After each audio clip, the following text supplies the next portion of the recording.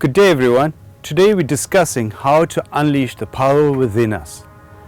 The mind is the most important tool we have.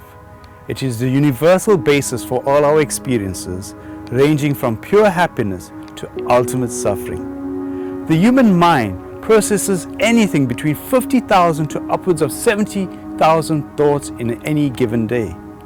Most of these thoughts are repetitive, as we know, and replayed on a loop, unconscious and fleeting, entrapping us in this echo chamber of our imagination and fears in our daily lives. Our mind doesn't seem to play, as we know, the ultimate superhero in creating a happy, healthy human life. In our daily life, we are traumatized by regrets from the past and paralyzed by the fears of the future. We live this life at the command of our every thought, emotion and fantasy. And also, let me include our fears. We respond to every stimulation, from our smartphones to streaming TV, to the buzzing of messages and emails, to the demands of social media. We think we live in democratic countries, living amidst modern liberties of personal freedom, but we are slaves to our mind and the environmental stimulations that are constantly demanding our attention. So how do we reconcile this reality with the statement that the mind is the most powerful tool? Abraham Lincoln, the American president, famously said, "Give me 6 hours to chop down a tree, and I'll spend the first 4 sharpening the axe." If our mind is indeed the most powerful tool, then how do we access its power? How do we sharpen that proverbial axe? The answer to unleashing the power of the mind is actually, interestingly enough, a paradox. The answer is through taming of the mind, through self-discipline, through rules. Many of us will respond, "Oh, how terribly boring. Rules, rules, and more rules. Don't we have enough? Really? Isn't life complicated enough? Managing all the different roles we have to play, the different duties we have to fulfill, the many responsibilities we have to carry out amidst all these realities, the idea of rules just seems exhausting." Yet this is the way.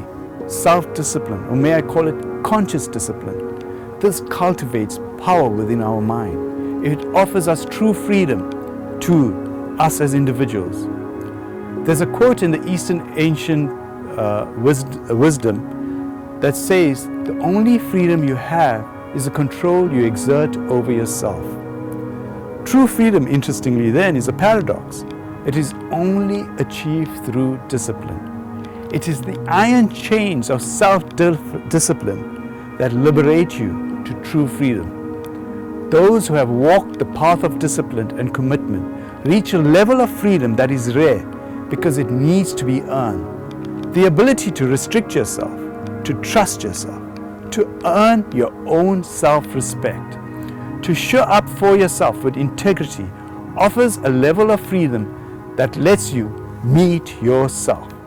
True freedom is that you are not a slave to your mind, to your impulses, to your emotions. Your mind is then controlled by you.